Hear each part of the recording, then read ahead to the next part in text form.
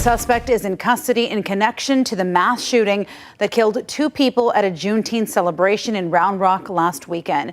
Now, just few minutes ago, police held a news conference to give us an update on this case. KVUE's Eric Pointer is live in Round Rock. So, Eric, tell us more about what police said in this presser. Police say that they have made an arrest in connection to this incident. They said they have been working tirelessly to hold people accountable, and they say that this senseless tragedy was a result of 2 different groups fighting together, and 1 person from those groups have been taken into custody. We have a booking photo for 17-year-old Ricky Thompson III. He's from Manor, Texas. We know that he was picked up at around 7:30 this morning by the Lone Star Fugitive Task Force in Pflugerville, and he was immediately taken to the Williamson County Jail. Now, he is being charged with aggravated assault with a deadly weapon. So not being charged with murder yet, but that could be upgraded. He was the subject that was in that white hoodie that they gave a description of on Sunday. Now, they say that they're going to have a lot of work to do. The police are still collecting evidence and they are talking to witnesses. This is what the police chief had to say about the work they still need to do. We have a lot of work to do. We know Ricky Thompson was not the only shooter at this event. We are still looking for other suspects. We are still continuing to gather all evidence, continue to talk to witnesses, and we'll continue to do everything that we can to bring everybody involved to justice.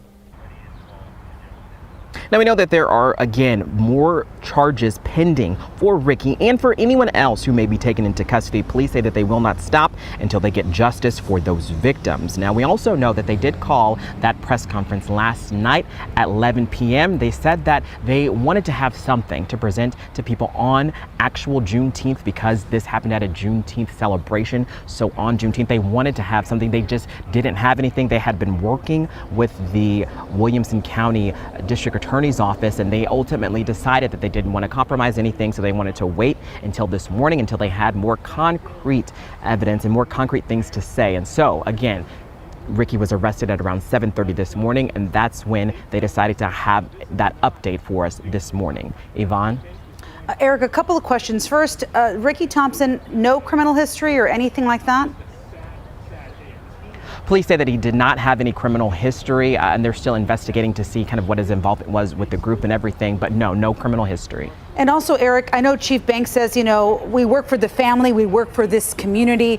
So he was saying it's very important that people continue to come forward with tips, helpful, useful information. So far, those tips have proven to be beneficial, correct, for authorities?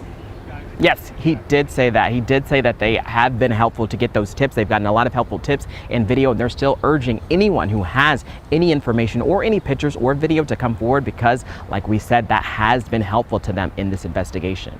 Yes, and regardless of the payout, come forward and do what you need to do for the community and to make sure that justice is served. Thank you so much, Eric.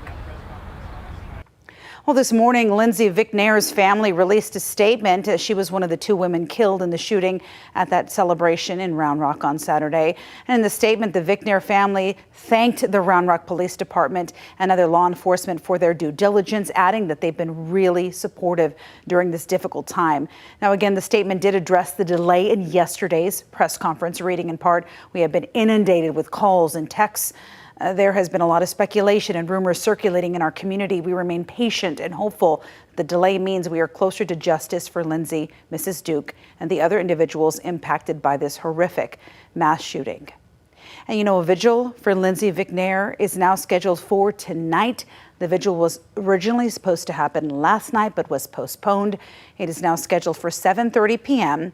at Webb Middle School in North Austin. And therapists are helping people process the shooting at the Juneteenth celebration. Life Anew is a nonprofit organization that reaches out to people affected by gun violence. After Saturday's shooting, they decided they needed to do something bigger.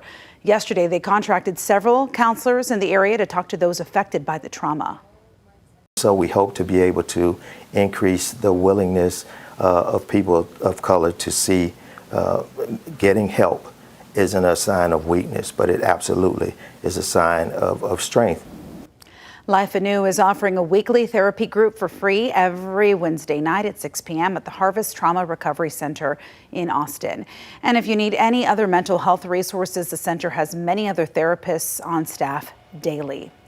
And in 2 weeks, the Round Rock community will be celebrating the 4th of July at the very same park. Thousands of people will watch the parade and then head to Old Settlers for their Frontier Days festival. And so far, there have been no change of plans. There's been no mention from the city on changing security standards for the event. Like the Juneteenth celebration, first responders will be on standby. No matter how much security you have at an event, evil can find its way in an event. On the city website, organizers say the celebration will be bigger and better than ever.